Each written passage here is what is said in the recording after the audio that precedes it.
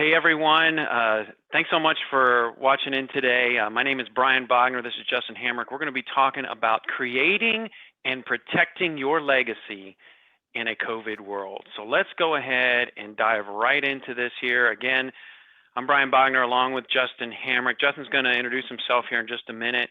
I'm a financial planner. I'm here in Greenville, South Carolina. I've been doing this for about 20 years.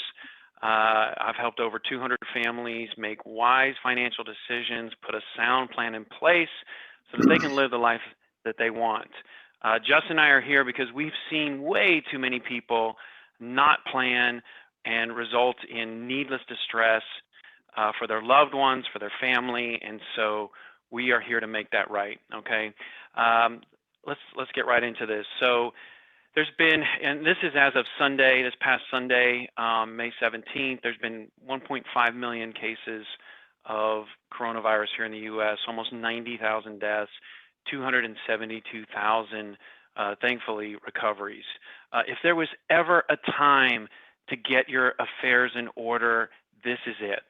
No one is immune to this virus. Coronavirus, we're also going to talk a little about the Secure Act, which was passed right at the end of 2019. Everyone's estate plan needs to be reviewed, okay? However, making this difficult right now, right, is this, the quarantine and the stay-at-home orders. People are isolated from their families. I live 20 minutes from my mom and dad. My dad's 82 years old. I've not been able to go visit him, okay? And then we talk about isolation during this time. If a person gets sick and has to go to the hospital, right, they're whisked away into the ER, into the ICU, and their loved ones, they're prohibited from visiting and seeing them. And so if a decision needs to be made or they need to be intubated or put on a ventilator, they sometimes can't speak for themselves, and their spouses and children aren't there to speak for them. So that's why this is the time to get our affairs in order. What can go wrong if we don't? Okay, well, we're here in the state of South Carolina, and they might get to decide who inherits your assets. You may owe additional taxes as well. Your family, if you don't get your affairs in order, will likely have to get court permission to act on your behalf. That is a lot of time and is a lot of money. You also may not be able to be with your family and loved ones if something happens to you, and which could result in inappropriate medical and financial decisions. So here's the 3 stages of estate planning that we're going to be covering today. The first one is incapacity, right? If you are not in a position to take care of yourself, okay, either mentally or physically. Death, right? What happens when you pass? How will your assets be transferred at that point? And then asset distribution. How will those assets be left to either your spouse or children or loved ones, okay? So these are the 3 topics that we're going to cover today. The presentation will last a little over 30 minutes, but you will want to stay to the end, okay? And the reason being is at the end, we're going to cover some very specific updates that you want to keep in mind to your estate plan as it relates to COVID-19, especially around healthcare planning. We're also going to cover a few points around the Secure Act as well.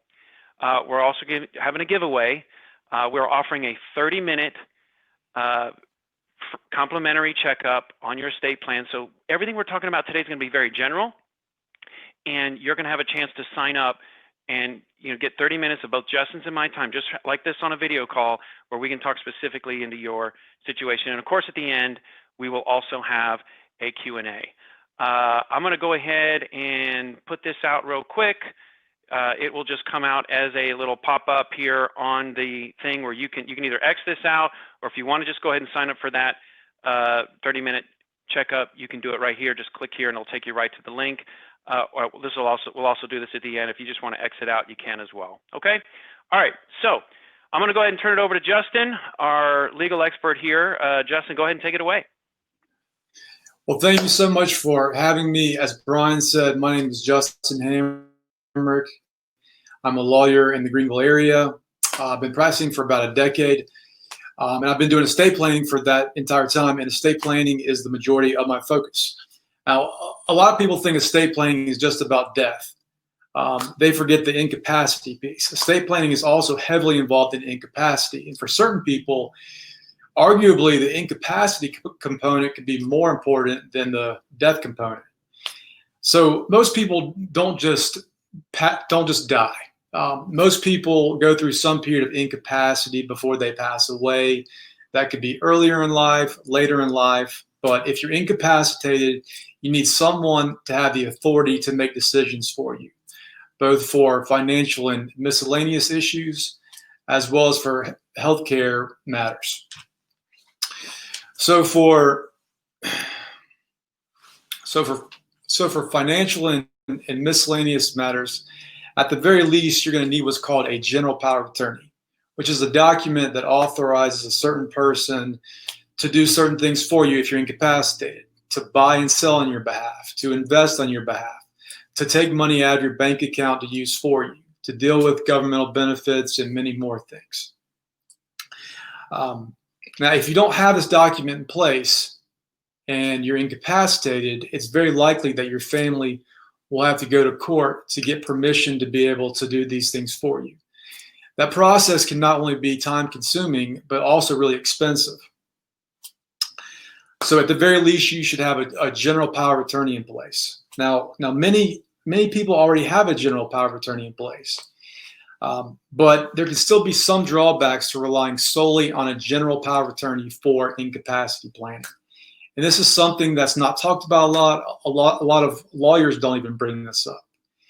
And the example I often give, and you may have heard, is say you're at some point in time, your mind starts to go.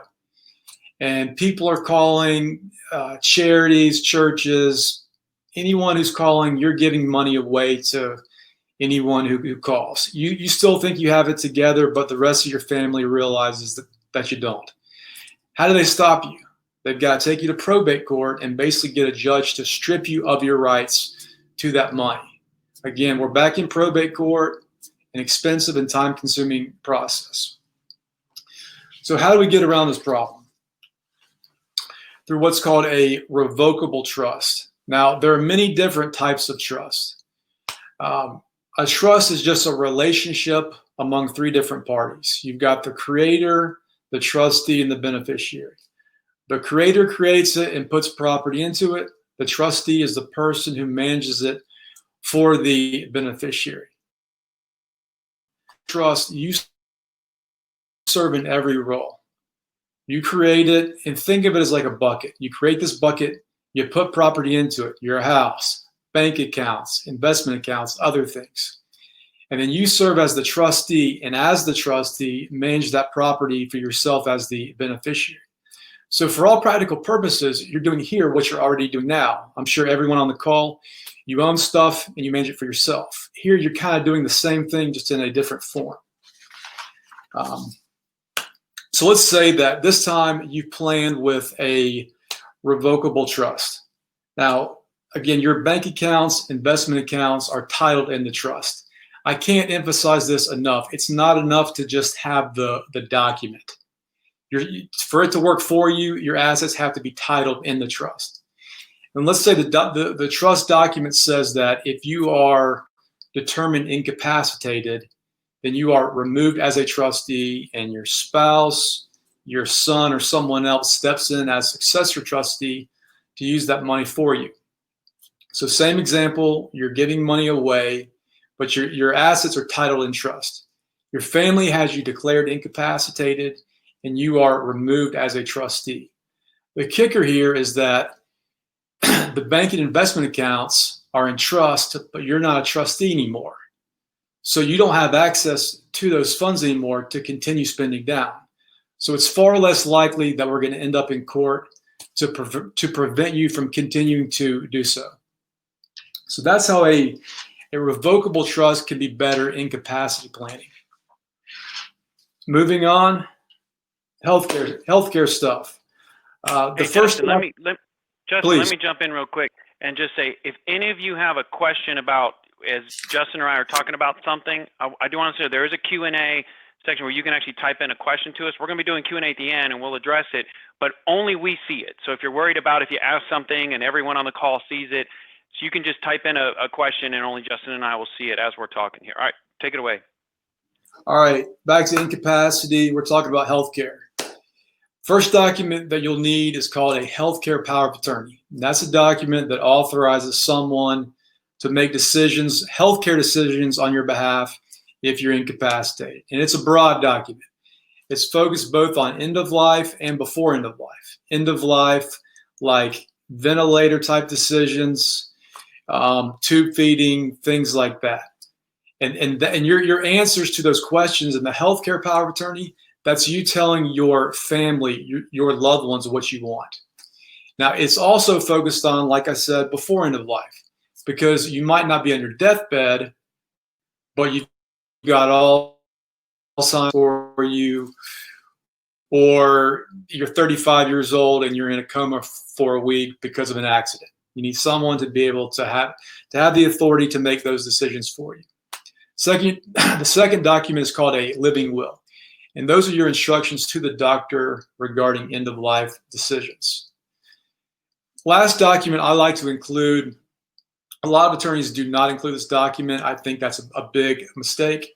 And that's a HIPAA waiver. And it allows certain people not to make decisions for you, but just to access certain protected healthcare information and to communicate with doctors about your condition or whatever state you happen to be in. And like I said, most attorneys don't include a HIPAA waiver, and I think everyone should have a separate standalone HIPAA waiver. And the reason is this. You pass away, and let's say it's a result of medical malpractice, and your family, after you pass away, needs to gather your protected healthcare information. Now, your healthcare power of attorney does have the HIPAA language in it.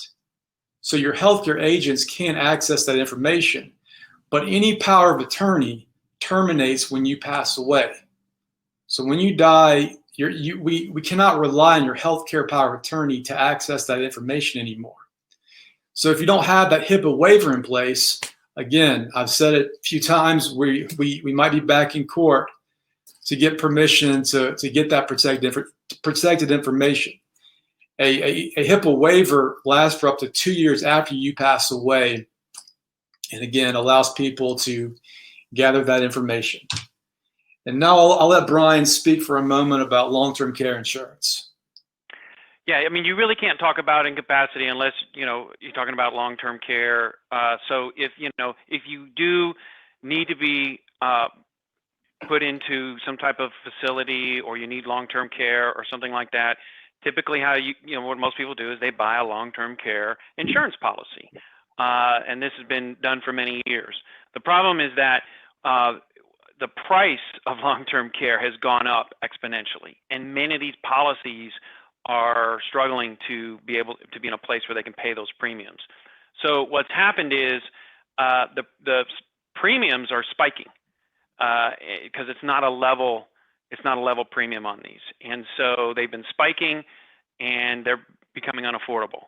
The other problem with the traditional long-term care policy is that if you never use it, you've been paying that policy all those years. That's money you never recoup. It never goes to your heirs. It never happens. It's just money. It's out of your pocket. So what the industry has come up with are here recently, I'd say maybe in the past 3 to 5 years, we've seen these a lot more now, is a whole life insurance policy with long-term care riders. And the idea is that you now have a level premium throughout the life of the policy. So whatever you're paying on day one is the same thing you're going to pay all the way to the day you pass. It also, you can build up cash value. It's got a death benefit if you don't use the long-term care provision as well. And it'll, and typically there's, dollar amounts, it'll pay this much a day over this many years and things like that. And one of the other main differences too is in order to qualify for that long-term care rider, that provision, you typically have to not be able to perform 2 of 6 what they call activities of daily living. A lot of the old long-term care policies, it's more of qualified expenses, and so you're submitting receipts and you're having to prove that you spent it on this and spent it on that. With the new policies, once you are able to just prove that you can't do 2 of the 6, then it kicks in and you pretty much you just get that monthly amount, or that whatever that amount is, and you can spend it on essentially whatever you want. But so just wanted to update a few things on this. If long-term care is something you're interested in looking at, or you want to review your old policies, this is really a good time to look at that as well. All right, back to you, Justin. Yeah, so I'll hear a lot of people say, in regards to estate planning, if I ever have an estate, I'll do estate planning. I'll come see you, Justin, if I ever have an estate. And by that, they mean, I guess, if they're ever worth whatever they deem to be a lot of money. But as we talked about, everyone should do estate planning. I've also heard people say, it's only for the elderly. I'm part of a civic organization where a gentleman in his he might be in his late 60s, early 70s. He said to me sometime last year, Justin, I'm getting older. I should probably get this stuff in place. And I'm thinking in my head, well, you could have died 30 years ago. You could have become incapacitated 20 years ago. So estate planning affects everyone. We don't know when you're going to pass away. It's going to happen at some point. We don't know if you're going to become incapacitated. We had a case 2 years ago. A 30-year-old single woman. She was involved in a car wreck and as a result in a coma. And she has medical bills racking up. Through her employer, she had a disability insurance policy. And her parents wanted to trigger it to pay the bills and whatnot, but they didn't have the authority to. So they had to go to court and spend a bunch of money. Through a general power of attorney, which is a pretty inexpensive document. And I have clients who now bring their 18-year-olds to, at the very least, get powers of attorney in place, because once your child turns 18, you don't have access to their protected information and various other information about your child. So estate planning affects everyone. Let's continue the fun. Let's talk about death now. I like to joke and say the death rate is 100%, which is true. And you could die today or you could die when you're 100, but we don't know. So how are you going to transfer your assets from you, the person who died, to the people that you love? You're going to use either a will or a revocable trust. So I found that there's a pretty big misconception out there that if you plan with a will, that allows you to bypass probate court. But that's not true. A will is just your instructions to probate court about who is to get your stuff. Now, there are some exceptions about assets that pass outside of probate court. In general, things that have a beneficiary form attached to them, like retirement plans, life insurance policies, as long as you have named someone on the beneficiary form, those are going to bypass probate court and go straight to those people. But there's a very good chance that you're going to die with stuff that has to go through probate court. And in this context, probate court is just a court-supervised process where they oversee the transfer of the assets from you, the person who passed away, to the person or people or charities who are supposed to get those. So why do some people wish to bypass probate court? One, it's time-consuming. In South Carolina, it's possible to do it in less than a year, but on average, 12 to 15 months is what you're looking at. There are court fees involved. And for many people, a big concern is lack of privacy. Once your will is filed with probate court, it becomes public information. It becomes public information. So a stranger off the street can pull a copy of it, see what it says. A lot of people are concerned about that. Yeah, I'll jump in here on that. Is that, one thing I've seen a lot of throughout my career is, typically in a husband and wife, the husband passes first, and that leaves the wife widowed. And when they don't plan, that information does go public. And there are people out there that this is all they do is they look for this information, and they're predators, and they simply go after the widows, and have strategies and ways to go after some of that money and negatively influence those folks as well. So it's really important to try to keep it out of public as much as you can. And the last thing I'll say about playing with the will, you're on the court's schedule. The court is the government. You're dealing with the government. So how do we get around probate court? If you want to bypass probate court, the best way is to use, we talked about it before, a revocable trust. Again, you create this bucket. You put property into it. You as the trustee manage it for yourself. The document names a successor trustee to take title to that property after your death. And that's really how it gets around probate court in a nutshell without going into the minutia. But I think an easier way of understanding how it bypasses probate court is you own property in your individual name and you pass away, we got to probate it. Instead, if the property is in trust and you pass away, even though you passed away, the trust doesn't die. The trust just continues on. I think that's the easy way to understand how it bypasses probate court.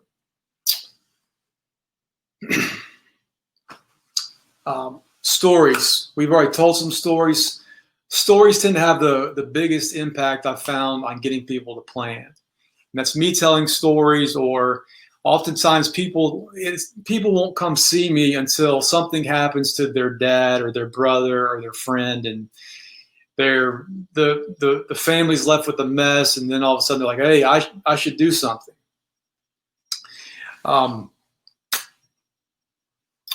One other story I'd like to tell is, spouses tend to think that they can do anything for the other spouse. On the incapacity side, spouses tend to think they can do that, and that's not true. For example, if you have a joint bank account, yes, your spouse can access those funds to use for you. But if you're incapacitated, your spouse cannot sue on your behalf. With death, spouses tend to think, hey, I die, my spouse is just going to get my stuff. That's just how it works. And that's not true. Had a case a couple of years ago, husband and wife, among other things, owned a house together. Half and half. Wife died without any estate planning documents in place. Husband just assumed he would get wife's half. But the will that South Carolina writes for you, if you don't write your own will, says that of your own property, your spouse gets half of that and your kids get the other half. So what happened here is, of wife's one half, husband got half of that, and her son from a prior marriage got the other half. So the way it ended up is stepdad ended up owning 3/4 of his own house, and stepson ended up owning 1/4. And stepdad had to buy out stepson's 1/4 to the tune of about $50,000. Wow. And the whole time he's just saying, well, I just thought it would come to me. So that's just one more reason, one more story to hopefully, if you haven't planned already, or, there's a good chance you might want to update your plan to have a plan in place. Right. And we don't have a lot of slides here on titling and when it comes to beneficiaries, because but when we meet with people, 9 times out of 10, it's been a while since they've updated beneficiaries or certain titles and things like that. And so it's just part of what we do when we meet with someone. So we're not really going to cover today other than just to say that it's vitally important. Final stage, asset distribution. How are you going to leave your stuff to your loved ones, your spouse, your kids, other people? It comes down to 2 options. You either leave it to them outright, or you leave it to them in a testamentary trust. Now, if you leave your assets to your beneficiaries outright, once they inherit that property, it's more exposed to being taken from them through later getting divorced, car wrecks, bankruptcy. We can brainstorm all types of things that could happen. If you want to better provide protection to your kids, to your spouse, what you can do is leave your assets to them in a testamentary trust. Now, unlike a revocable trust is a trust that you create for yourself. A testamentary trust is a trust that you create for someone else. So like the slide says, you create it for yourself, you put property into it. Basically, it's created at your death. Property goes into it. The beneficiary can be your child or someone else. Let's just say it's your child. The child is the beneficiary. If you think your child is mature enough, old enough to manage that property, your child can be the trustee of their own trust. And pretty much have full control, and yet it's still very protected for them. So the examples I like to give, the two different scenarios. Scenario one, I like to use myself. Let's say that my own parents' plan says that when they pass away, I get my inheritance outright. So I get it outright. 7 years go by. My wife wants a divorce. Maybe she ends up taking a significant portion of my inheritance in that divorce. Or I joke and say us lawyers get sued. It's not really a joke. It does happen. I've got insurance. What if the claim's not covered? Car X we've talked about, got insurance, but what if it's not enough? Again, we can think of all kinds of things that could happen. But bottom line is, if you leave it to them outright, it's more exposed to being taken from them. So instead, the way I've designed my own parents' plan, and I practice what I preach, is when they pass away, assets come to me in a testamentary trust. I'm the trustee of that trust. If I need to make mortgage payments, I, as the trustee, cut the check to the bank. If I need to pay for doctor bills, vacation expenses, whatever, I, as the trustee, cut the check to that third party. Then I later get divorced, sued, whatever. The money and property that's in trust is very protected. So those are the two different ways that you can leave your assets to your loved ones. So to recap, the 3 stages of estate planning. Incapacity. How will someone be able to act on your behalf if you can't act for yourself? For financial and miscellaneous issues, you're going to use either a general POA, general power of attorney, or a revocable trust. For healthcare matters, we've got your healthcare POA, your living will, and your HIPAA waiver. For death, how are you going to transfer your assets to your loved ones? Either through a will or a revocable trust. And third stage, how are you going to leave your assets to your loved ones? Either outright or in a testamentary trust. And now back to Brian for some more updates. Yeah, thanks, Justin. So let's talk a little bit about the Secure Act. It was passed, Congress passed it at the end of 2019, and there were 3 provisions in this act that significantly affects your estate plan. The first one here is the required minimum distributions.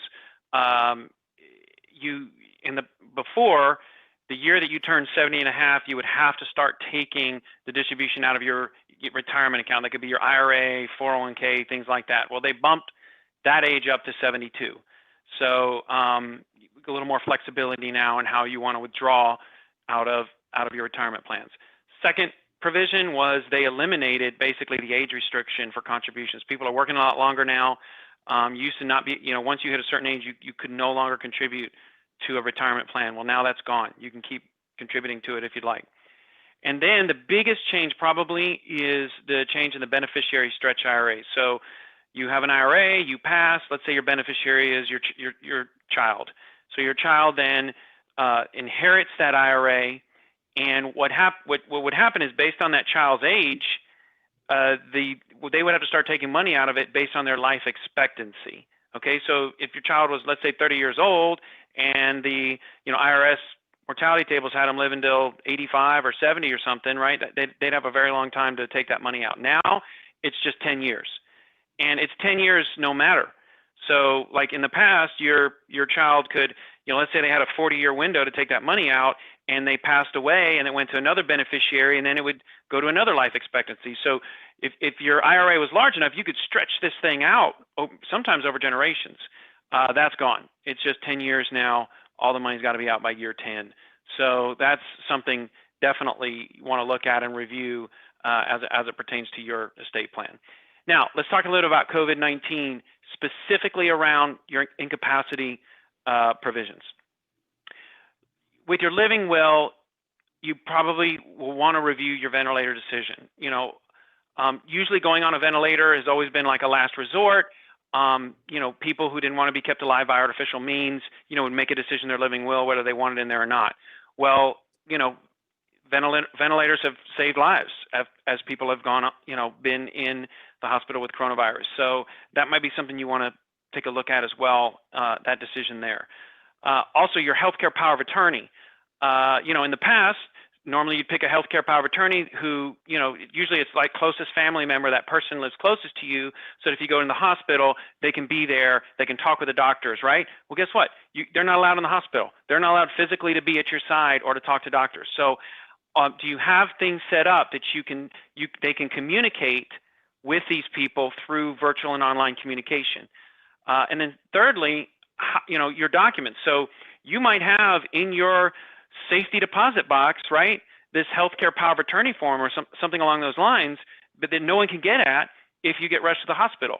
So are they digitized in a place that someone can easily email them to your healthcare providers so that they know who's going to be able to act on your behalf? So 3 things here you want to look at as it relates to COVID-19. Brian, so final thoughts. Yeah, go ahead, Justin. Yeah, go ahead. One of the biggest, most frustrating things is people will have documents, but when bad things happen, just like you said, like the kids can't find them. Right. So make sure that your kids have them. I think it's good to have at least physical, at least digital copies, if not both physical and digital copies. Right. Yeah. So encourage your kids. Yeah. If you've got documents, go ahead and send those to them, and I'll let you, Brian, take it back over. Yeah, I mean, and really what you're talking about, Justin, and how we're going to close this out is you've got to be organized. The more organized you are, when bad things happen, the easier it's going to be on both you and your family. And it's one thing to have a will or revocable trust or other documents, but if your family doesn't know what you own and know what's going on, that can be a problem. So, we're saying do something, right? Do something. Don't think that, well, I'll just deal with that here at some point or when it becomes convenient. You're on this call. You're concerned about this right now. You're watching this. So now's the time to act. So here's what we're offering. A 30-minute complimentary estate plan checkup. Look, we don't sell anything. We're not selling products. We're not selling anything like that. It's just we're going to give you 30 minutes of our time to talk specifically about you and your situation and see, if there's some ways that either we can help or if there's some potential holes or things like that in your plan that we can help you with. So so here's the link. You can go schedule that. And by the way, we're only offering this for the next 2 weeks. So actually we've got availability tomorrow and then next week and the week after, and then that's it. So you just click on this link. I'm actually going to pop this back up on your screen again. And if you just click on the link here, you can go ahead and schedule that 30-minute appointment with Justin and I. Now, I'll be honest with you, it's 30 minutes. We actually schedule an hour. So if we go a little over 30 minutes, it's fine. And if you do that, we're going to give you 3 things. We're going to give you the Family Guide to Savvy Generational Planning. Okay. And this is all going to come in an email to you. We talked about organizing. We're going to give you 6 tips for organizing your records. And we're going to give you a document that talks about 14 items that you need to include in your will if you sign up for that. So for best results, right, you do want to surround yourself with a team of trusted advisors. That's one reason why I'm a financial planner, because at the end of the day, a lot of this comes down to your money situation and how you're planning for that. Justin is an estate planning. He's an attorney. He's a state attorney, right? So he really handles that legal. We work as a team together to make sure that our clients are doing what they need to do. Okay. Yeah, Justin, why don't you close this out here? Yeah. So the last thing I like to say, and I say it a lot, I did not come up with this, but I think it's very suitable. Estate planning is the procrastination area of law. Any kind of planning, be it estate planning, financial planning, any type of planning, you can always put it off to the next week, to the next 2 months, which becomes the next year, which becomes the next 10 years. So we're all guilty of this to some extent. It's easy to put it off. So I encourage you to fight against that tendency and to do something. Final story I'd like to leave you with. A few years ago, husband and wife had wills, but they never signed them. And if you don't have a will that's properly signed and you don't have a will, all you have are pieces of paper. So husband thought he had a will, but all he really had was pieces of paper. And he passed away, and it was a mess. It took 3.5 years in probate court So one more story to emphasize why you should do something and do it properly. I think now we're going to take some question and answer, Brian. Yeah. Yeah. So here's also our contact information, email address. But yeah, and again, the link if you want the complimentary estate checkup. But we've got some Q&A. As I mentioned earlier, you can type in a question to us. I've got 8 questions that we're going to go through. And if you've got a question, just go to the Q&A, type it in. Only Justin and I see it. So, I'll go ahead and we're just going to run through these here, and we've got plenty of time, and we'll take as much time as you need on this call. Okay. Jan asks, my daughter married a man with adult children. How can I structure my will or revocable trust to ensure only she and my grandson inherit my estate? So I guess the estate is not a marital asset. I think you mentioned that already in the when you were talking about that, Justin. You want to just highlight that again? Yeah, Jan, and to the others out there, the best way to prevent, it sounds like, son-in-law from inheriting is to have your plan establish a testamentary trust for your daughter and possibly grandson when you pass away. Yeah, I mean, it's really that simple, and Yeah. and we can certainly help you do that if you need any help there. Jan also asked, do you put IRAs into the revocable trust? I can handle this. The answer is typically no, because the IRAs typically have a beneficiary on them, and you assign out your beneficiaries in the IRA itself. Is that correct, Justin? From a legal standpoint, I know from a financial standpoint, we typically don't. Brian, I think Jan might have interpreted that as like retitling it while she's alive in a revocable Right. trust. And you would definitely not want to do that because you're going to have to pay taxes on the entire thing that year. Yeah. Sometimes it does make sense to name the trust as the beneficiary of the plan in certain circumstances. Now, the Secure Act, which Brian spoke about a while back, that's kind of derailed certain things, but it still does make sense in certain circumstances to make a trust the beneficiary of your IRA. So that would not happen until you pass away, where the IRA is payable to a trust. All right, Carol asks, if you put your home in a revocable trust, can you still claim homestead exemption? Well, I don't know. Do you know the answer to that? Carol, you definitely can. You likely will have to reapply for that, but that's not a big deal.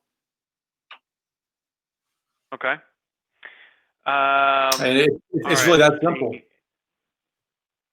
Yeah. Katrina asks, should you open another IRA after the 10 years? You can't open up another IRA after. She's talking about, so this is a beneficiary IRA at this point. If you have an IRA and you pass, the IRS says it's just got to be paid out over 10 years. So after that 10-year period, there's going to be nothing left in the IRA at all, and you're not going to be able to open anything else. All right, Bob asks, here we go. You mentioned having someone declared incapacitated. I've worked in healthcare, and many people who are acting like the example you gave earlier, like spending money on various things and having no idea what they're doing. It's been my experience that they refuse to see a doctor. So how can they be declared incapacitated if they won't go see a doctor? That's really great. That's a really great question, and it shows that Bob was paying close attention. The traditional way of having someone declared incapacitated is by a doctor or court. Now, what I do in many of the revocable trusts that I draft is one additional way that we can have you declared incapacitated is through an incapacity panel. So take my parents, for instance. For my dad, he's got a revocable trust in place. The panel consists of 3 people, me, my mom, and my brother. And by majority decision, we can decide if my dad's incapacitated. Because Bob, like you said, a lot of people in that state of mind, they're going to be like, no, I'm not going to go see a doctor. Well, the panel can just say, hey, we're going to decide for you. We don't have to bother with the doctor. It's a more efficient way of having you declared incapacitated. And I'd say the vast majority of my clients really like that. Okay. All right, let's see here. Where's the next question? Pat asks, why would your family need your medical information after you are dead? And I think this was maybe talking about the HIPAA waiver. Yeah. So Pat, dealing with the case right now where I'm doing the probate work, other attorneys are doing the medical malpractice lawsuit. Mom died in a nursing home, and it was basically nursing home neglect. I'm not quite sure what the proper legal term for that is, but let's just call it medical malpractice. The lawyers have to gather her protected information, which is involved in the lawsuit, to present to court in the various documentation that they have to file. So that's one reason why your medical information would be needed after you pass away. Yeah. Like they cannot proceed with a lawsuit without that medical information. Right. Good deal. All right, Jill asks, my brother told me I could avoid probate by adding my child to my bank account and my house. Is that a good way to plan? Some people choose to plan that way. There can be a number of big problems that can occur. One, let's say that mom has 3 kids and she adds daughter to her bank account, thinking that she passes away, the bank account will automatically pass to daughter. And then with the verbal understanding that daughter will do the right thing, because let's just assume that mom wants all the kids to split everything equally. Well, one is daughter does not have to share that money with the kids, with her siblings. She might do the right thing and do so, or she might keep it for herself. I've experienced matters where oftentimes it's daughter who towards end of life, she's the one taking care of mom. So even though there's a verbal understanding that, hey, this money's supposed to be shared, after mom passes, the daughter in her head justifies, hey, I'm the one who took care of mom later in life. This money should be mine. That's one downside. One more is, let's say it's a good chunk of money. Daughter gets it. She intends to do the right share with their siblings, but she gets sued, divorced, whatever. That money could be taken from her. Yeah. Okay. Those are just 2 issues off the top of my head that I can think of. Or what if daughter dies before mom? So yeah. That's the thing, right? When I talk to clients all the time, it's like stated in fact. I mean, that they're going to pass before their children, and you just never know. And so, they say, well, I've got this set up that way. And it's like, well, what if she passes before you? Every time I've asked a client that question, it's just like, whoa, I didn't even think about that. So that's good to plan for. Teresa asks, why would my husband and I each have a trust? Or, would my husband and I each have a trust, or would we have one trust together? Teresa, I do both. Sometimes I'll do separate trusts. Sometimes I'll do a joint trust. For clients who are younger in life, that's kind of a relative term. I'm thinking like 30s, 40s, maybe 50s. I'll oftentimes do separate trusts. I can go into more detail later on about why. If they're older, oftentimes I'll just do a joint trust.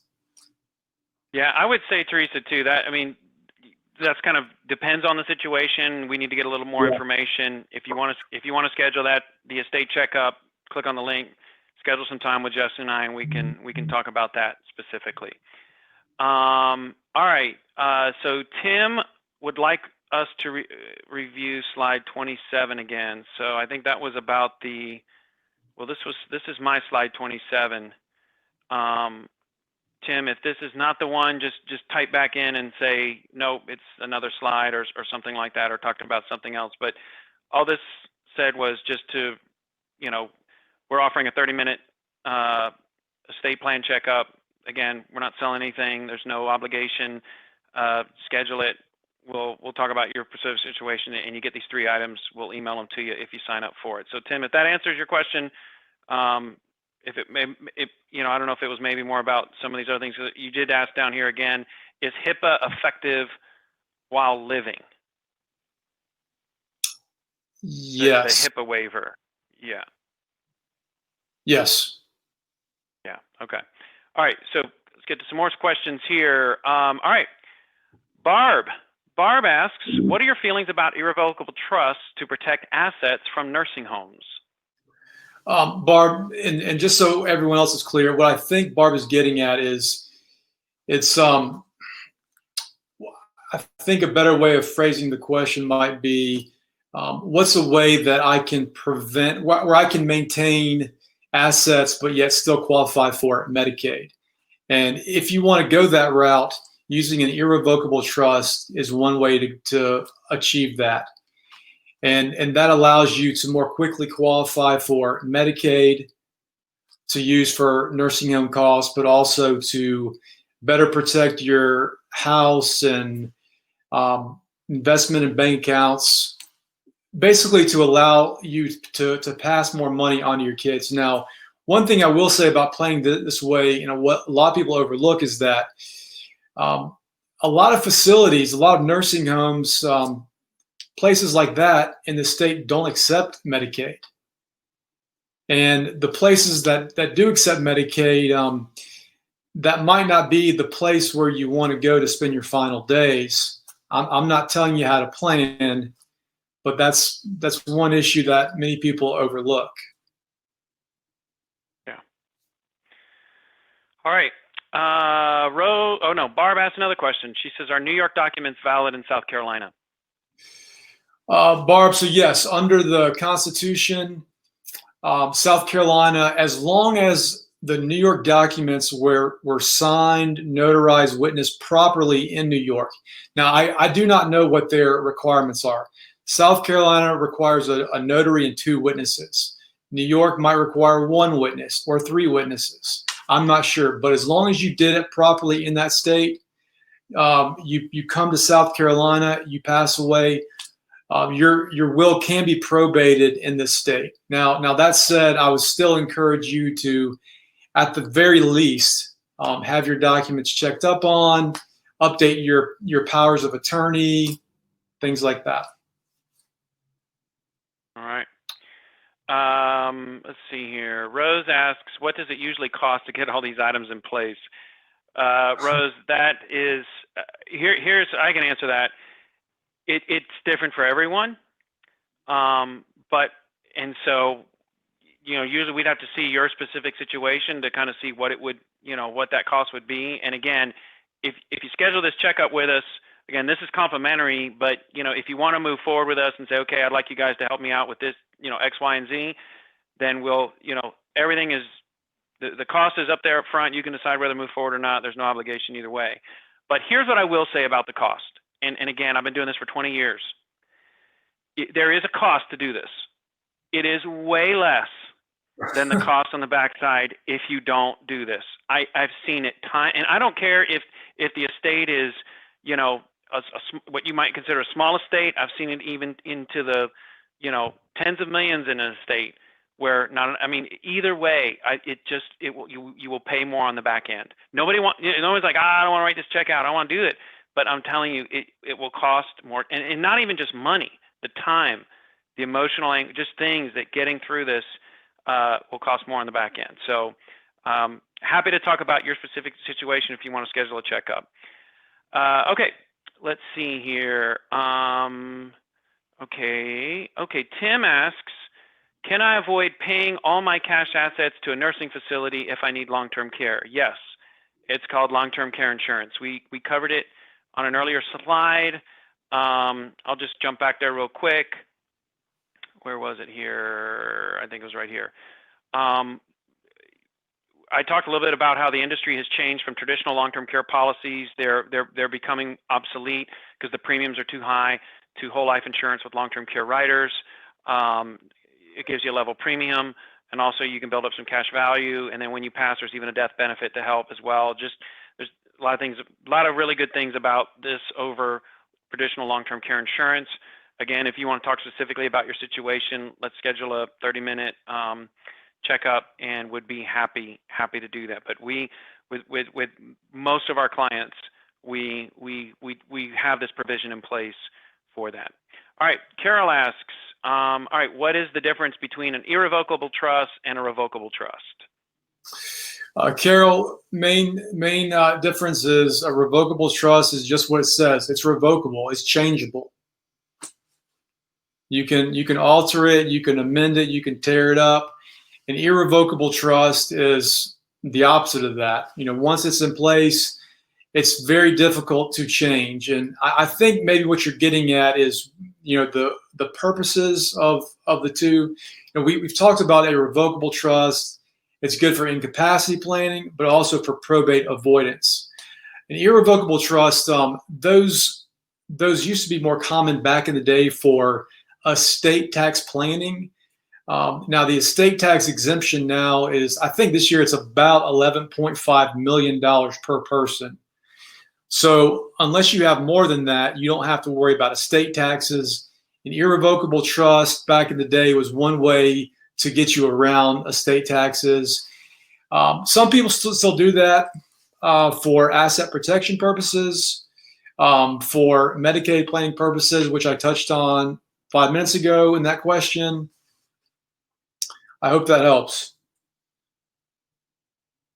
Good deal. All right. Okay, another question just popped in. What do you charge to review out-of-state trust documents? Can a testamentary trust be in addition to a revocable trust if there is a financial problem with one of 3 married children? Gail asked this. So why don't you answer can a testamentary trust be in addition to a revocable trust if there is a financial problem with one of the 3 married children? Yeah, Gail. So you're either going to have a will or a revocable trust, and that document will create at your death a testamentary trust. Yeah. And Gail, what I would say, what do we charge for that to review out-of-state trust documents? I would say let's schedule the 30-minute call with video conference with Justin and I. Let's talk about your situation, and then we can come up with a number there. Based on that. So without knowing anything, it's kind of hard to say what that would be. Another one here. Joseph asks, how often should we update our estate planning documents? My recommendation is at least take a look at your documents every couple of years, because people forget. Okay, let's take your general power of attorney, for example. If you're married, 99.9% of the time, you will name your spouse first in line to act for you if you can't act for yourself. But what if your spouse can't act? So you should name at least one backup. I'm a big fan of naming 2 backups. Brian, I lost my train of thought. What was the how often should you update or review your estate planning documents? Yeah. So, I encourage my clients every 2-3 years, at least pick up your documents, look at who the backups are. Are those still the same? Are those still the people that you want to serve in those roles for you? At least take a look at them. The tendency is, hey, we got these documents in place 30 years ago when our kids were 3, and now they're adults, and now we want to redo them. I strongly encourage you, don't do that. Stay on top of things. So at least take a look at them every few years. In 2017, the general power of attorney law changed in South Carolina. And prior to that, a bank, so say you're incapacitated and your son takes your general power of attorney to a bank. A bank, for no reason or any reason at all, could just say, we're not going to honor your power of attorney. So, or your dad's power of attorney, and then your son would not be able to access your bank accounts. That was a big problem. In 2017, the laws changed where if a bank does that, they have to provide, I'm not sure if it's 5 business days or 10 business days. Within 5 or 10 business days, they have to provide sufficient justification for why they are denying accepting your or that general power of attorney, or they can be financially penalized. So that law came into effect in 2017, but it only applies to powers of attorney signed January 1, 2017 and after. So that's just one more reason why, if you had your documents done before then, that's one more reason why you should update them. Yeah. All right. Well, we are out of questions. So we're going to go ahead and end the webinar here. And again, I'll just send this out one more time. Justin and I are available only for the next 2 weeks for a 30-minute consultation. You can click here. It'll take you to a calendar appointment. Find a time that's convenient for you, book it, and we'll do a video conference and talk about your specific situation. But thanks so much for being on the call with us today. We pray you are safe and sound and healthy, and just best wishes to you during this time. Thanks so much. Thank you so much.